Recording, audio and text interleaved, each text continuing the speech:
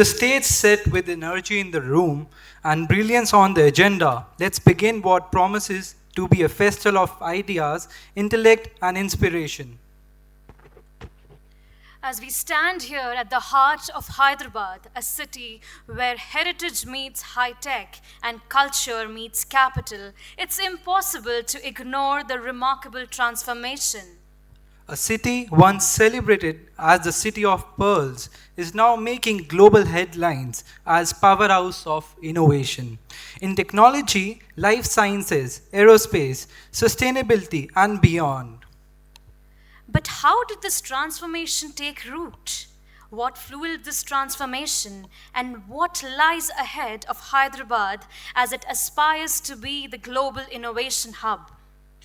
To explore this powerful journey, we open with our first session, the making of Hyderabad as the global innovation hub. Main list Ms. Sangita Reddy, Mr. BVR Mohan Reddy, Mr. Jayesh Ranjan, and Mr. Dinesh Sharma to kindly come on the stage and keep their seats for the upcoming panel discussion. I would like a huge round of applause for them.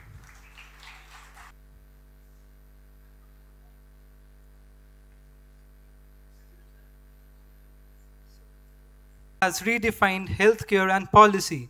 Ladies and gentlemen, please join us in welcoming a true powerhouse of vision and redefined healthcare and policy, Ms. Sangita Reddy. She is Joint Managing Director of Apollo Hospitals Group, a name that stands the forefront of India's healthcare revolution. A former president of ICFAI, her leadership has not only shaped policy but also reimagined how healthcare is accessed, delivered, and scaled across geographies. The book Smile Behind the Mask is a book that tells stories of Apollo hospitals, from championing public health reforms to steering the future of digital health. She exemplifies purpose driven leadership in its truest form. It is an honor to have with us today a trailblazer who doesn't just talk innovation, she lives it. Not just build a $1 billion global enterprise, but built a belief that built that Indian. Personal story. It's a masterclass in grit and grace growth. A proud Padma Shri awardee, a mentor to Indian brightest young minds, and currently the force guiding two of our finest institutions, IIT Hyderabad and IIT Roorkee. He continues to shape the future quietly and powerfully. We are delighted to have you, sir.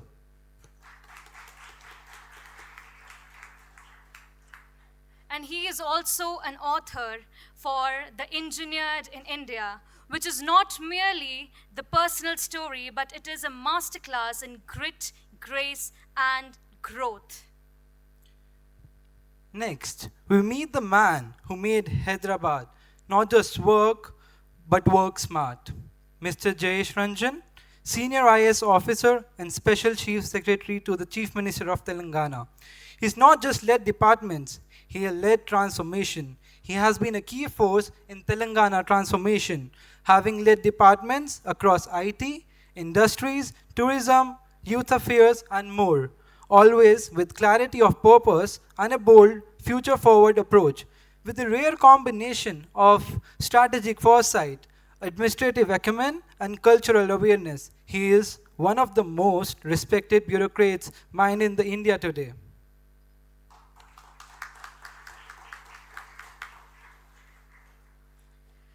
Now we turn to someone who may not sit in the boardroom or the ministries, but has the power to capture them all.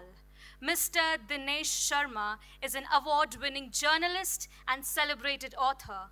With over 40 years of experience in decoding science, technology, and innovation for India, his thoughts are not just to be reporting the change, but to preserve it, explain it, and elevate it.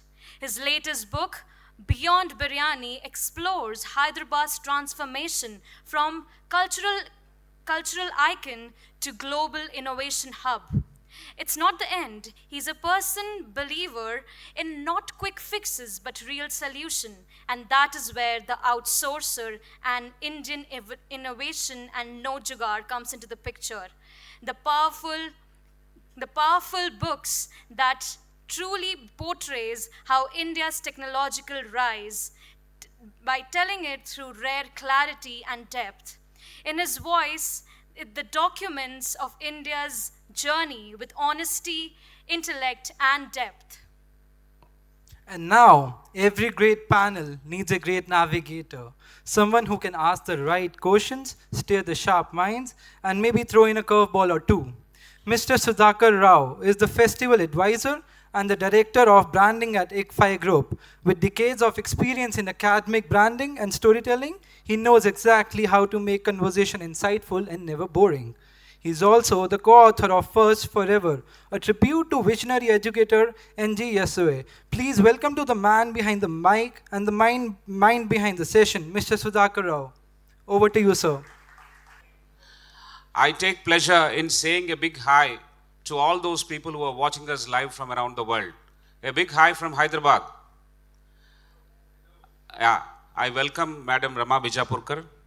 I welcome Mr. K. Ganesh. I welcome MSR, the immediate past CEO of T-Hub where we are sitting. I welcome Hari, my co-author. And I welcome all of those who are standing there, finding it short in terms of space here. That is the kick of starting a festival. Thank you so much. Ladies and gentlemen, we'll straight away get into this. The introductions have taken 14 minutes away from the scheduled time of 60 minutes. No matter what, we are closing at 11:30. The first question, or even before the first question, I wanted to tell you that historically this city has been great. Not just because I belong to this city. It has been great because even from 16th century onwards, Qutub Shahi time, the innovations of modern planning, city building, water facilitation, all have been into the blueprint, into the DNA of this city. And subsequently during Nizam area also modern infrastructure has happened, education, medical infrastructure has taken shape. And from then to the post-independence era, this city has seen development of technology, defense, DRDO, so on and so forth, educational institutions, national educational institutions, a large number of them are established in this city, thereby creating an ecosystem for growth and innovation. And very recently, in terms of late 90s, the high-tech city, Genome Valley has happened. Pharma hubs have grown in a very, very big way.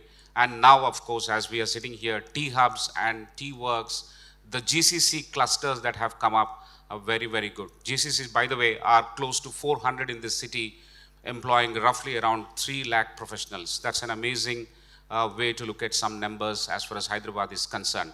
We will now dive into the discussion. I'll request the esteemed panelists. All the members are actually doctors. Dr. BVR Mohan Reddy, Dr. Sangita Reddy, Dr. Jayesh, Ranjan, and Dr. Dinesh Sharma. My students have erred there. I'll make it up for that. So all the panelists are so distinguished that it is because of them that we have decided to actually pull the Bizlit Fest to Hyderabad. I want to be very honest about it.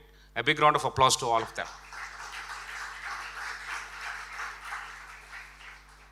Sir, the first question to all of you, maybe you can take 2 minutes each of you on this. What is that one defining initiative, one defining change or event that has brought Hyderabad to where it is in your own domain?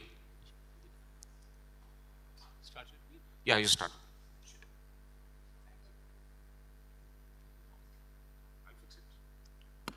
Good morning to all of you. Thank you, Sudhakar, for those kind words. And thank you, Benedict, for bringing the Business Literature Festival into Hyderabad. I really appreciate it. You did it 10 times, but I'm sure you saw more crowd than in Bangalore and Hyderabad for the first time itself. So thank you, Hyderabad, for supporting this festival. So the question that you raised, Sudhakar, is about one game changer that took Hyderabad to a different plateau in my field, which is basically technology, is all to do with high-tech city. I'm not too sure, many people mistake high-tech city to be high technology city. It's not high technology city, it's Hyderabad, information technology and engineering consultancy city. So that is what the vision of the man who was behind it named it as in 1997. That was Mr. Chandrababu Naidu. So therefore, the first seeds for the innovation came by all the way back in 1997 to creation of the high-tech city. It was probably at that point of time more like 200 acres or so, could have probably grown into by 500 acres or 1,000 acres at this point of time.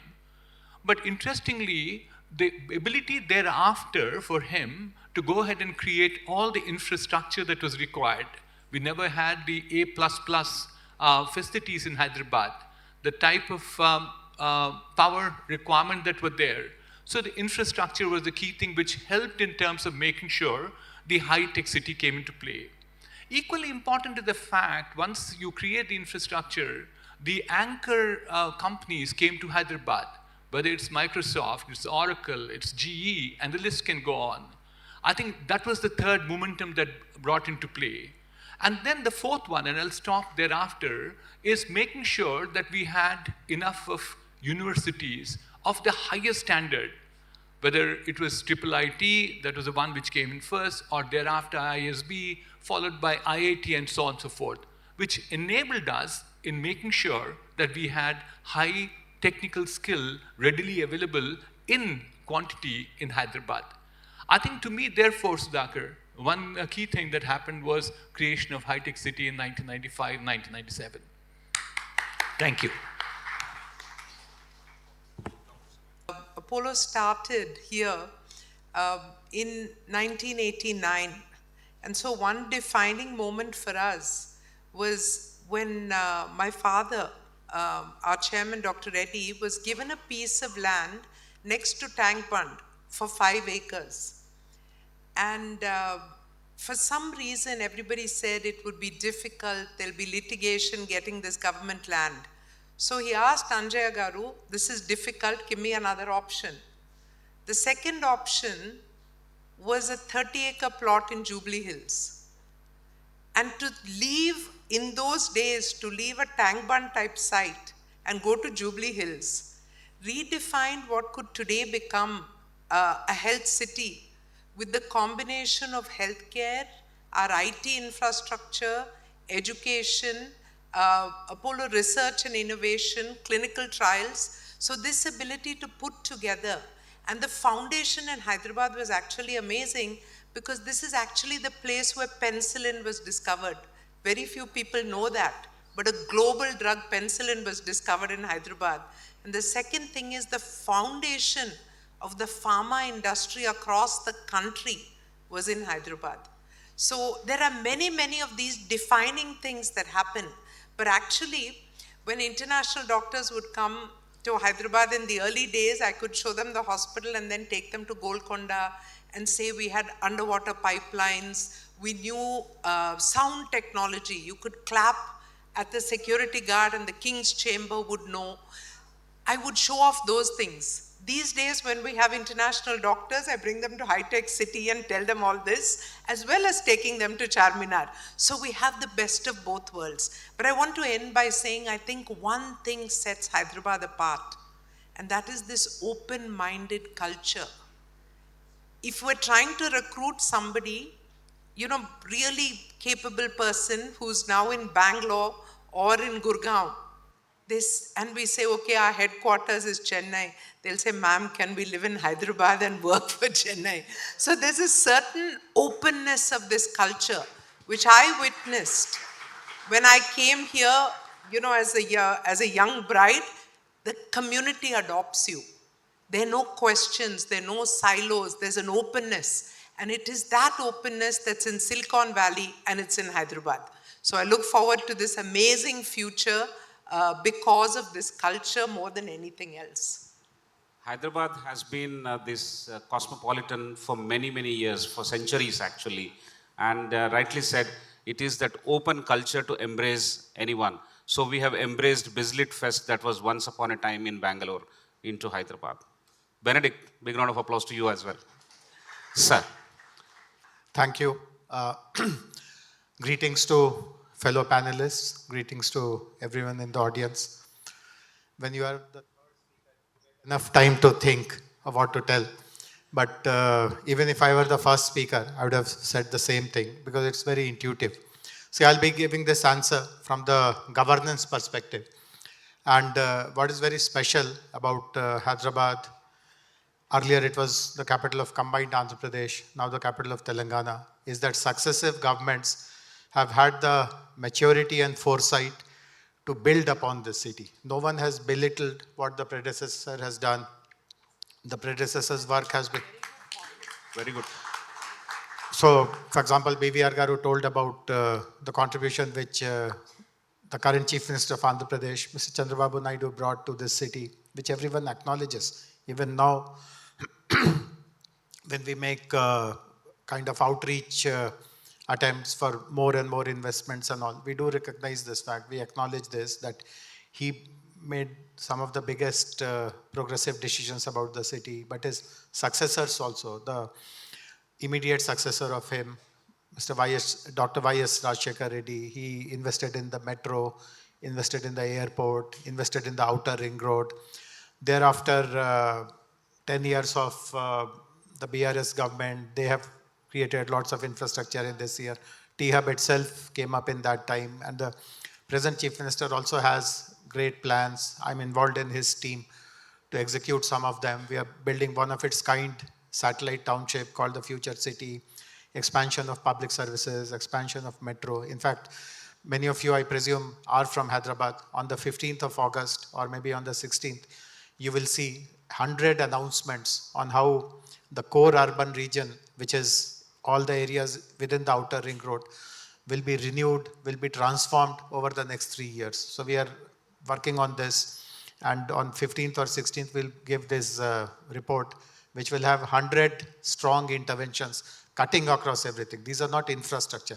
How to make the city child-friendly, how to introduce a culture of public libraries, how to take care of pets, animals. I mean, every possible thing will be covered in this particular vision document. So something very admirable to be a part of such a city where the governance leadership has this maturity that let us not belittle our predecessors' work or successors' work, acknowledge what they have done, but try to outperform them. So this is something very, very special about it.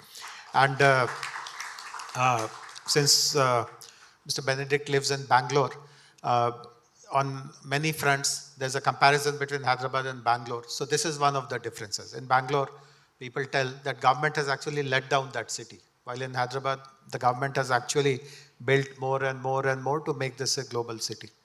Thank you. Wonderfully played, sir. Thank you. Dr. Dinesh. Thank you, Sudhakar, and thank you, Benedict, for putting together such a wonderful festival. For somebody coming from Delhi, there is nothing more pleasing than seeing a room full of interested listeners. So that goes to the credit of Hyderabad. And Benedict, I think you should shift your headquarters to Hyderabad. Should hold a series of Lit Fests here. So Sudhakar, coming to your question, I'll go slightly different because as Jayesh said that many points have been made. I agree with what all the three previous speakers have said. And the defining moment, according to them, was mostly from their comments is the 1991, the post-1991 period. But sitting in T-Hub, which is a kind of a great symbol of private entrepreneurship, innovation, and collaboration with government, we may all love to hate the socialist India. But I want to take you back to that, and that's where my defining moment lies. So if you look at what is the strength of Hyderabad today, broadly saying IT and BT, which also includes engineering, I wanted to look at where that strength comes from, and that then we have to go back to how did the city built in the 60s and 70s, and where do these skills come? Today we can say, okay, these are the advantages, we have a good pool of technical manpower, we have an ecosystem, but how did that ecosystem get built? I think that's what is important to recognize. It's part of history, but let's not forget that that's what the point which I want to bring, and that is 1971, roughly that period, when two public sector units started functioning in Hyderabad, IDPL and ECIL. And of course, IDPL took almost 10 years to build, but they started production in both around the same time in 1971. So if you look at the tech, I mean, we all love to hate PSUs. They are loss-making. They have employed so many people. They should be shut down. But the contribution of PSUs in terms of developing the ecosystem in Hyderabad, Sangita ji mentioned about pharmaceutical industry. I mean, if you really trace the genealogy of the IT and pharma industry today, we all go back to people who have worked in these two units or companies which came out of these two units. You know, entrepreneurs who came out and started working on their own. So that built an ecosystem. We had a system of ancillary units which were supplying to IDPL. We had a set of entrepreneurs working for these, supplying raw materials. So that ecosystem started developing, and more important, it created a pool of technical manpower. How many of us know that the Administrative Staff College of India was a software exporter? One time it was the largest software exporter, almost in category of TCS at that time. And why? Because they had a computer, the mainframe which ECIL had given them. So they built a team of software, development, team around that. And when they closed down in 1980, all these people got out and started the first set of entrepreneurial firms. So there is a chain of events. So what happened in 91 was the city was primed for a change. It's not as if April 1991 liberalization happened and things started falling in place. No, we still had so many stumbling blocks, but city was primed for a change, and that happened in terms of implementation of those liberalization policies by Mr. Babu and consecutive leaders, as mentioned by the previous speakers. So let's look at the foundational framework, and that's what is important to recognize. And I just gave two examples. It happened in terms of space. NRSA was a big deal, so therefore you have a bubbling team of ecosystem of space companies today. I mean, they all trace back to, the big companies which have been in the space private companies, they all trace their roots to NRSA and ISRO. That happened in terms of DRDO. So there is an ecosystem, and that's what 91 helped, and through the 90s so that's the long answer to your short question. Thank you. Amazing. Thank you so much, sir, for capturing the building blocks of the ecosystem that led to what it is now. While the room is actually bursting at its seams with large number of people, I also want to make a compliment to all the panelists here that they are dressed so smartly. Benedict said smart casuals, and we all turned up in amazing attire today on the stage at least. Sir, the next question is, we'll start from Dr. Jayesh Ranjan. How did Hyderabad's public-private and academic collaboration model evolve so uniquely? Can you throw some light on this, on some of the highlights also? So in fact, the best example of this collaboration of the private sector, the public sector, academic institutions is this building itself. It's a great coincidence that we are, so let me tell a little bit of a backstory about how T-Hub came into being. So in 2014, when Telangana became a new state, in fact, I remember within a few days of the state becoming a state, it happened on 2nd June 2014. At the Indian School of Business, the leadership at that time, some senior officers like us, we gathered. There was a visioning exercise which was called Envision Telangana. Lots of domain experts were there. And the question which was asked was that, not many people, many people will know of it, that Telangana state got created after a protracted struggle. And there was a belief in people living in these parts that we were discriminated against. There was a sense of deprivation. All the opportunities were going towards what is now Andhra Pradesh. So the question which was posed was that how do you make up for this lost time? What do we need to do? And different people gave different suggestions. But one common kind of suggestion which was coming was that technology can be your big enabler. You should deploy technology as much as possible. And the corollary suggestion was that if you look around, who is providing these technologies today? Of course, there are large companies, there are academic institutions, but the real breakthrough technologies are coming from these young innovators, young entrepreneurs, who we call startups. So the message was very clear that the government should become friendly towards startup, the government should encourage them. At that time in 2014, Hyderabad was not such a thriving startup hub as it has become today. We had 2 incubators and just about 50-60 startups. So we decided to understand what exactly are the startups worried about, how can the government help them. So I remember the second meeting happened in Triple IT, and we had invited those 50-60 startups to come. Some 30 odd people were there. We were sitting here, and the question which we asked was, please tell us what the government can do for you. And you will be surprised or not surprised. The answer was that if the government stays away from us, that is the biggest help that you can do to us.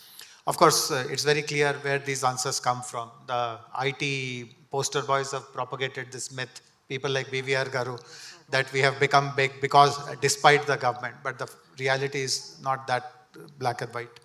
So then we asked the question in a different way, that what are the pain points which you think the government can solve? And one of the very practical pain points they spoke about was that, you see, some of you may not know this, but this enclave where we are, this is called Cyberabad.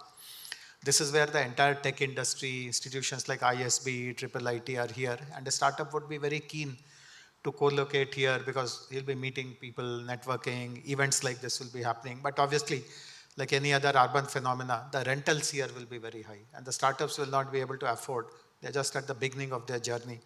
And therefore, they're pushed to start their offices, maybe in Begumpet or some Sikandrabad. I mean, these are also good locations. I live in Begumpet, but obviously it is not Cyberabad. So we thought that, okay, why don't we build a facility where we can offer space to the startups at a kind of a reasonable price. And therefore this idea came that let us invest in building a facility. But then after a huge building like this was built, we realized that it's not just a real estate kind of a thing. You can do so many other things. Lots of value addition can happen, lots of guidance, mentoring, technology partnerships.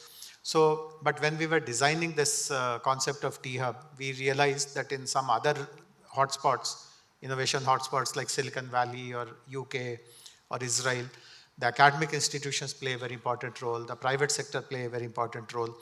And we also realized that the government's role should not be really over-regulation, micromanagement. We should bring all the partners together and leave it to their talent and abilities. So that is how this has been developed. 3 academic institutions, ISB, Triple IT, NALSAR, are founding members of T-Hub. BVR Garu, coincidentally, is the chairman of the board of this. And there are many other private leaders, VC leaders who are on the board. The other remarkable thing is, which is very unusual for a government, the T-Hub is, it has a staff of about 100. Not even one person of those 100 is from the government. We have selected the best people from the open market to work here. Of course, it's a board-driven organization, but the board composition is also very unusual. It's a 10-member board, 3 academic institutions that I spoke about, 3 members of the tech industry, 3 members from the VC fund, and as a government, there is only 1 representative, which is very unusual. In a government established organization, you'll find this minister, that secretary, this commissioner, and for namesake, 1 or 2 outsiders will be called as domain experts, so will just be quietened into silence, they won't do anything. But so this is very unusual that of the 10, 9 are non-government and only 1 representative is from the government. In a on some rare occasions when this happens, one trick which the government plays is that your nominee is made the chairman. So you may be only 1 against 9, but you are the chairman of the board, but it is, and then it is either your way or the highway kind of scenario. But here we chose not to do that. In fact, right from day 1, BVR Garu is the chairman. Till recently, I was on the board as the government nominee. Our role was just like any other board member, nothing special about it. So the PPP also, which we see in so many other aspects in Telangana, in Hyderabad, the uniqueness is that the government has recognized that it has talent or ability only for this much. And beyond that, it has to bring people from outside to do this. So that's how things have happened and helped Hyderabad become a very thriving innovation ecosystem today. Amazing, amazing. Thank you so much, sir. And as I said, while T-Hub is right here, we are all here, we have an equally illustrious institution, which is called V-Hub, that focuses on women entrepreneurship. Same model is there in V-Hub also. And coincidentally, we have the chairperson of the board of V-Hub right here, which is Sangita Garu. So it's a very unique occasion that I'm along with the T-Hub and the V-Hub chair. Yeah, lots of women are there. So please chat with her in the break. Thank you. Thank you, sir, for giving this overview of how private, public, and academic collaboration has uniquely spawned in this city. And what cannot be taken away from you as Dr. Jayesh Ranjan is your contribution to making all these things seamlessly work from the side of the government. I know that government is very proactive, government is highly supportive, they have a great vision, but I think the man behind all these things to make it happen, standing like a rock throughout in the last 10 years or 12 years, is something amazing. A big round of applause to Dr. Jayesh Ranjan as well. So we will also talk about Apollo, madam. We will talk about Apollo. What role did institutions like Apollo played in shaping the global confidence in this city? Okay. So I think it's very important for society to either have a person or an institution that you can look up to raise standards. And at some points of time, somebody has the good luck or the opportunity or has the vision. So clearly, Apollo began because Dr. Reddy, he actually studied briefly in Stanley Medical College also, but he's primarily a graduate from Chennai, but also worked here in Usmania. So he went to the US, but came back to India because he felt the need to serve and started a small clinic. In that clinic, he brought in the country's first treadmill and began to look at cardiac incidents, but India didn't have a credible heart surgery program in the 70s. So he used to refer his patients to Dr. Denton Cooley in the US. One day he lost a young man before he had enough time to get his visa and raise then what was $50,000 required to have heart surgery. So seeing that person's young wife and his 2 young children, he said, how can we allow this to happen? We have to set up the infrastructure because Indian doctors are healing and curing people all over the world. All we need to do is give them infrastructure. And so that was when this mission began. And it was really a mission with over 200 trips to Delhi because India would not fund hospitals. A bank gave them a maximum of 20 lakhs. Hospitals didn't have a category. The Clinical Establishments Act was not passed. It was a series of things. But to cut a long story short, and many nights of trying to pull this together, of convincing international doctors to come in, he was the first one to raise NRI funding. Because he told doctors in America, if you're not coming back, at least give me $5,000 as equity, not as a donation.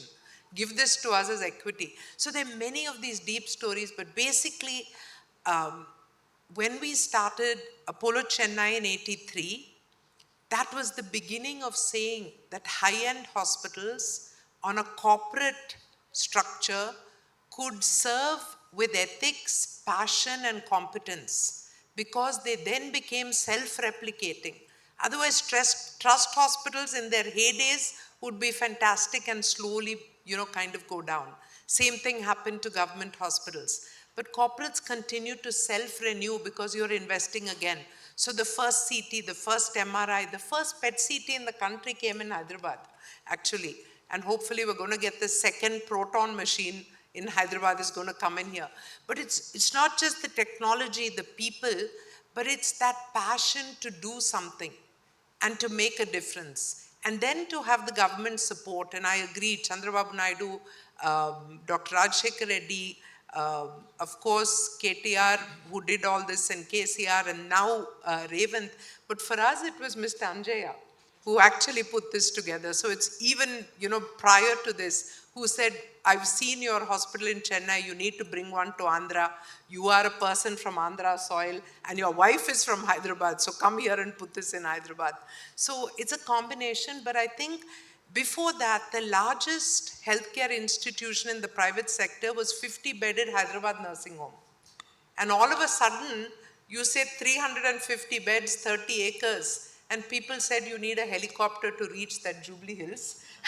The roads, when they did the groundbreaking ceremony, the union minister's car broke down because there was no road, and we had to put him in a jeep and take him.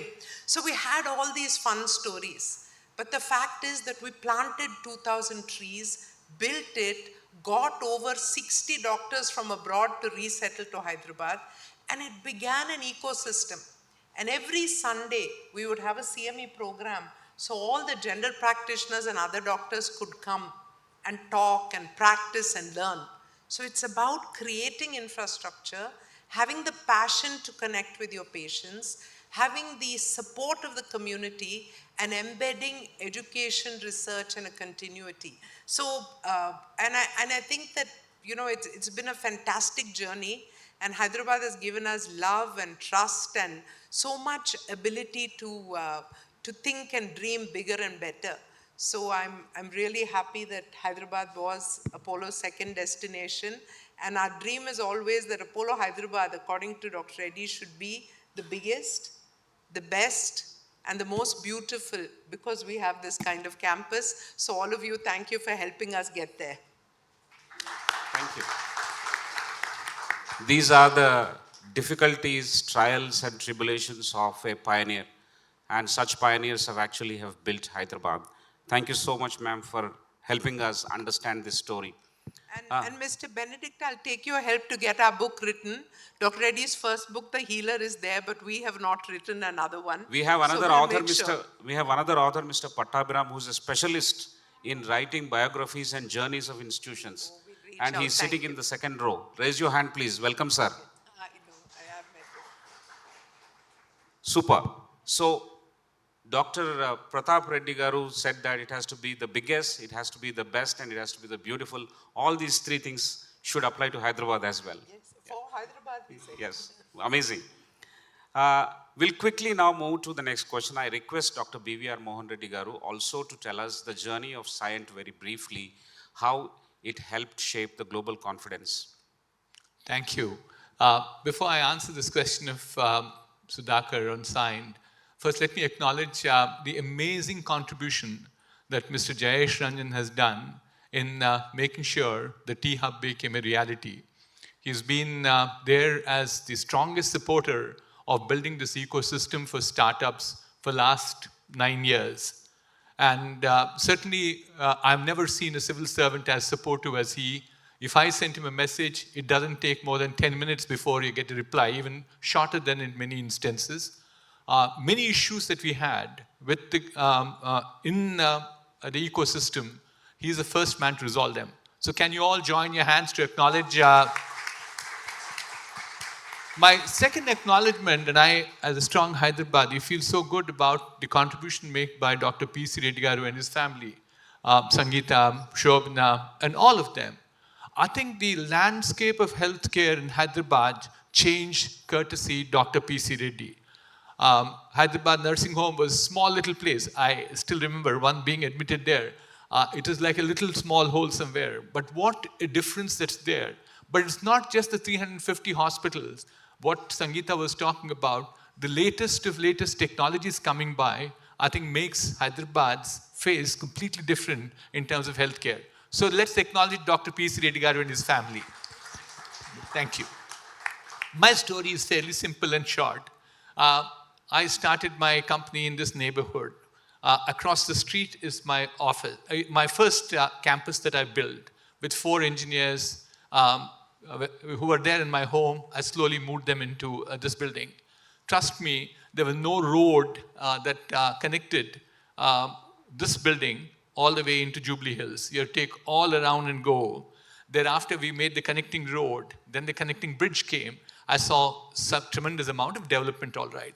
But more interestingly, I have a proposition which brought in a very unique skills that probably could be exploited or can be made use of to ensure that we built a business. At the time it was in the early 90s, people were all doing IT services. As opposed to that, we decided to do engineering as a service to the global markets.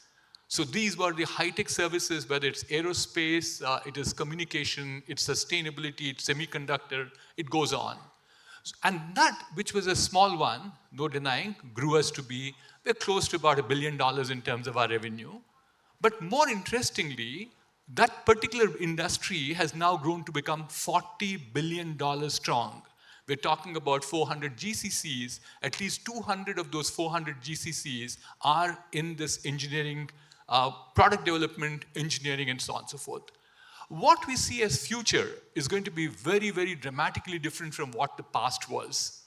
You all talk about AI at this point of time, and we see the AI, the way in which it is now getting into every sphere. And so also in engineering. So the product design work is all done by AI tools that we have built. So what we are seeing is shrinking in terms of number of people being used in a project by as much as 30 to 35%. But people are getting very worried about jobs. But the good thing is that the number of opportunities, the number of projects are exponentially growing. So it might be shrinking in terms of a project, in terms of number of people, but more projects coming by. So that leads all of you, because many of you are here for startup community, to think about ideas. If you don't disrupt your business with new technologies, somebody else will disrupt you. That's the belief with which we built our company.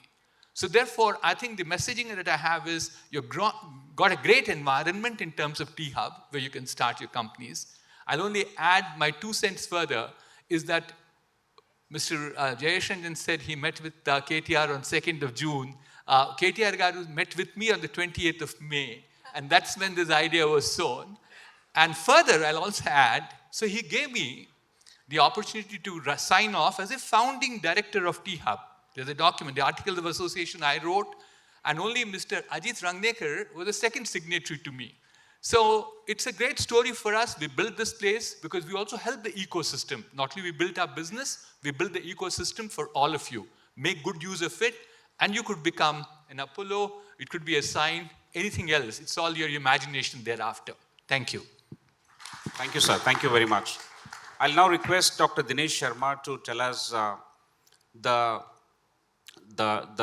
cultural cosmopolitan nature of this city and the civic identity. How did it shape where it has come to now? Yeah, one common point which previous speakers have all mentioned is about how culture has been an intangible force behind what all we are seeing in Hyderabad today. I mean, it's assimilative, welcoming, multilinguistic, multi-religious, very tolerant. So that's a key strength, and that has taken centuries. If you go back to Qutub Shahi period, they were the most, benevolent rulers we had. We had a tradition of Sufism, we had a tradition of, rulers were Shia, but the population was not Shia, but still in many villages they observe Muharram. So that kind of a tolerant culture has been there. So having said that, there is also a danger. I think that the challenge today is to preserve that. I mean, we all know why ISB came to Hyderabad, because there was a cultural issue in Bombay. I mean, the original place of selection for ISB was Bombay, and the ruling party then wanted certain reservation for the locals. And unfortunately, I mean, history tells us that Hyderabad has also had a history of mulki and non-mulki, issues. So the challenge is to maintain this cosmopolitan culture so that we have welcoming ideas from all over, people from all nationalities, not only within India, people from other states, but also from other countries. I mean, Bangalore is facing that challenge today. I mean, I've lived in North for a long time, and people initially used to ask him, "Ki aap Hyderabad se hain, to aapko phir Telugu aati kya?" I said, "Yeah, of course. Even if I don't know Telugu, I can manage in Hyderabad." So that kind of a culture, I think that is a challenge which Bangalore is facing today. That is a challenge. Dr. Reddy mentioned that people want to be located in Hyderabad, not in Chennai. So I think that's a issue we need to, as a a city which is aspiring to sustain its growth, I think that's what we need to watch out for. We have lessons from the past. I mean, I was just joking to somebody that, we always love biryani and halim, but today I find more mandi, shops in Hyderabad than biryani. So maybe someday you'll have to write a book called Beyond Mandi. So we love mandi and momos, at the same time biryani and halim. So I think that's the challenge. During the COVID period, we saw that migrants from Bihar and UP didn't want to go back to the villages. They said, we are better taken care of here. I mean, we are being stopped out of our villages, but here people are so helpful. So I think that is that tolerance is there in the DNA of this city. And people who come, they love to live here. Right? Jayesh is from Lucknow, they say, Ganga Jamuni Tehzeeb. So here I think it's Ganga, Jamni, Krishna, Kaveri, Tehzeeb. We have amalgamation. I mean, there's no other state where 4 or 5 languages are spoken with equal, authority or no discrimination.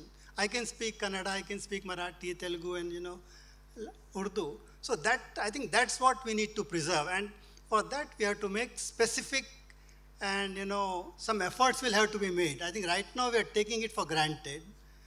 Political situation keeps changing. There are challenges internationally also. So we have to watch out for that and preserve that because that's what has gone into a key ingredient into making of what we see today in Hyderabad. Thank you.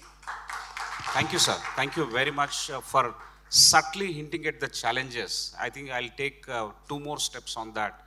There are challenges. The challenges of infrastructure is staring at us, public infrastructure, water availability.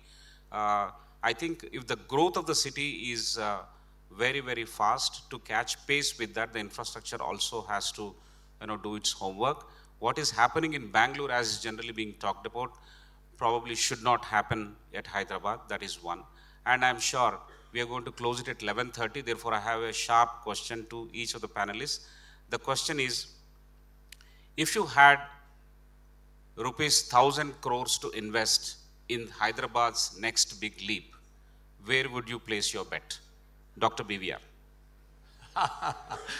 Sudhakar, I don't know whether you're aware how much money we spent on this building. No. No? Jayesh Garu knows the right number, all right. 500 crores. Okay. That's what was spent on this building. So 1,000 crores is a small sum of money. But given that you gave me that 1,000 crore budget, I'll split into 3 parts. I talked about technology. And what I think is future lies in deep technology. It's not any longer that, quick delivery services or e-commerce sites is what the future of startups are. You certainly need to do deep-rooted research in making sure you have the domain expertise to build solutions which will certainly be global. So therefore, the first one that I'll do is start creating some deep technology innovation zones.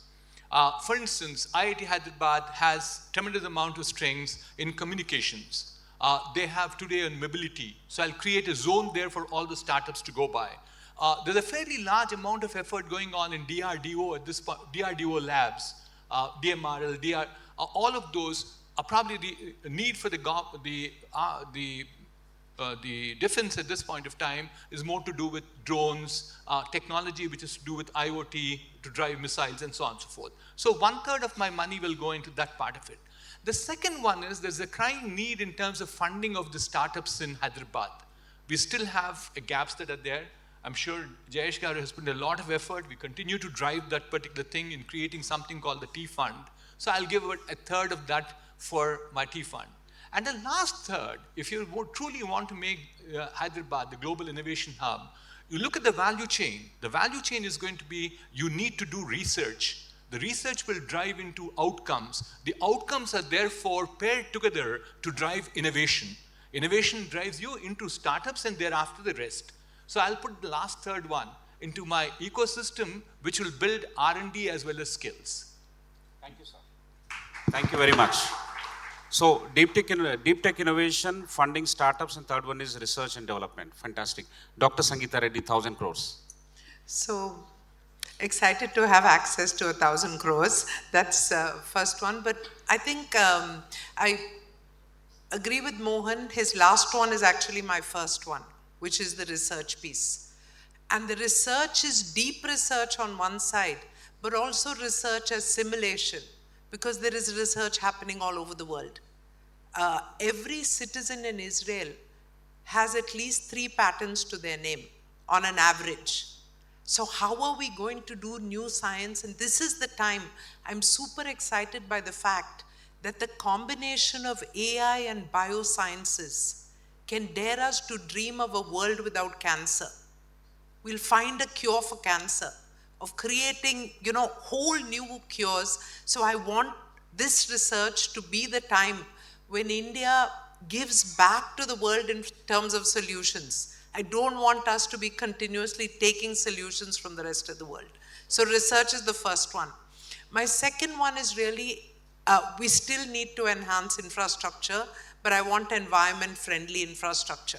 We can't make beautiful buildings and have flooding roads. We can't have stinky lakes. So a strategy and a blueprint for environment-friendly infrastructure. My third one, and I'm dividing 250 crores each, so I have 4. My third one is that I feel we need to take this across the state. So I want primary healthcare centers which are driven, totally driven with a paradigm shift in the view to healthcare, which is primary and preventive care, can reduce heart attacks, can reduce strokes. So we'll do the health checkups, we'll do the screenings, we'll bring telemedicine and AI and consumer awareness and modification of behavior and yoga, and we have a model for this actually. We're working on this, in Dad's village. So 1,000 primary healthcare centers across Telangana to bring down the burden of disease, reduce the incidence of disease. And the last 250, I'd really like to do a citizens project and let citizens come forward with a concept of feeling involved and vote for what they want. Even if it is, can we do kindness projects? How do we find a way to take beggars off the street? How can we sleep every night knowing that everybody in Hyderabad has eaten one meal and has a place to sleep? Can we create kindness projects? Can our older people have something? So we are a technology hub, an innovation hub, a global engine, a $1 trillion economy, but we're also the most humane and well-loved city in the world. That's my dream for Hyderabad. Amazing summary as well for the entire conversation. If you permit, sir, can we take one question from the audience? Please raise your most confident hand. Sorry, you have to raise it. Rama, we want to hear Rama speak. I'm here because of hers, Rama. I don't know why she's not in Hyderabad. Really? Yes. You belong here, obviously. Any question, madam? Okay, questions, yeah. Can somebody rotate the mic there? Right here. So I really loved your speech and your talks right now. So as I'm from artificial intelligence and machine learning undergrad, I'm really excited to ask you that how really AI is influencing you for your decision making. Every time you make it, I think you make huge decisions, right? You make many and huge decisions in your daily life. So how it is influencing AI really when compared to the previous to now? Surely. Certainly, I think extensive amount of AI usage is being done at this point of time. For instance, take example of recruitment, one-to-one between people. There are AI engines which are running, which are back-end, which can certainly also not only say that the person is qualified or not qualified, what is that person qualified for what job? So therefore, there is fairly large amount of AI usage within our companies to take those decisions. I'll be short. Thank you, sir. Thank you very much. Shall we close it, sir? Ladies and gentlemen, the city of pearls, poems to cuisine to culture to high-tech city, pharma, Genome Valley, and wonderful leaders like this on stage. A big round of applause to Hyderabad. It is worth reading several books, and that's the primary objective of Business Literature Festival. Listen to leaders. It's worth reading several books. Thank you, ladies and gentlemen, for this wonderful. Thank you very much. Lovely questions. One group picture.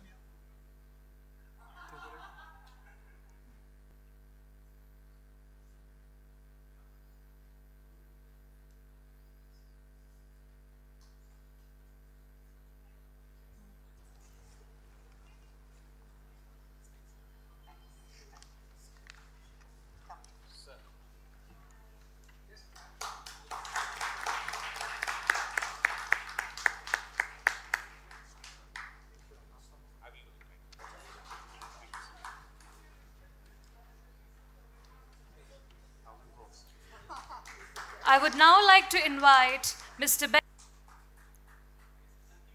Felicitate.